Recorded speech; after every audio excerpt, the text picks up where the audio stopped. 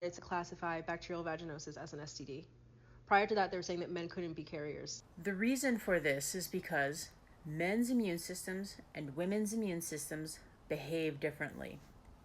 Our immune systems are closely linked to our hormones, and since men's hormones are very stable throughout the day, throughout the month, their immune system strength and attention remains relatively stable.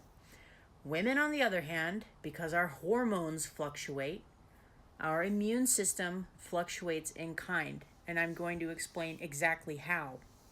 Because it's not like our immune system goes away, its attention is actually diverted. When it is time to menstruate, 80% of our immune system's attention goes down into our womb.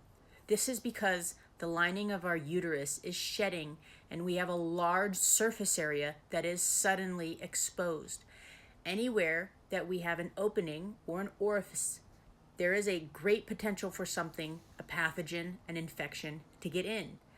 Our mouth, our eyes, our nose, our anus, and our genitals are the openings. This is where we have a really high likelihood of infection.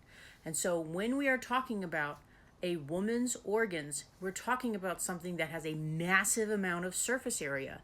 And when the lining of the uterus is shed, it's exposed. And we need 80% of our immune system to go down there and protect us. And so what does that mean? That means when you have something else, when you have another condition, 80% of your immune system, which is protecting you from that condition, it's not there. So if you have something else, do you ever notice how a lot of things flare up?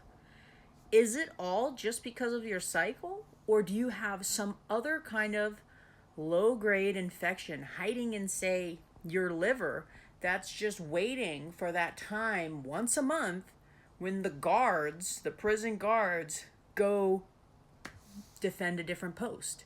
Because that's what's happening.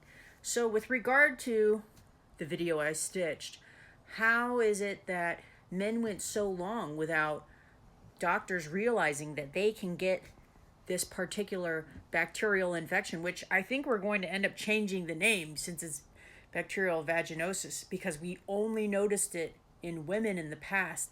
And that's because men's immune systems being so strong and stable, they were able to, the immune system, men's immune systems were able to beat back the infection great enough that it was undetectable.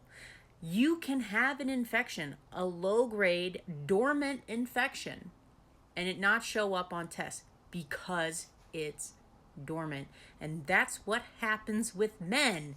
Their immune system knocks the pathogens down to the point where they're undetectable. You gotta get them at just the right time with men, whereas the timing window for women is a lot bigger thanks to the nature need to breed.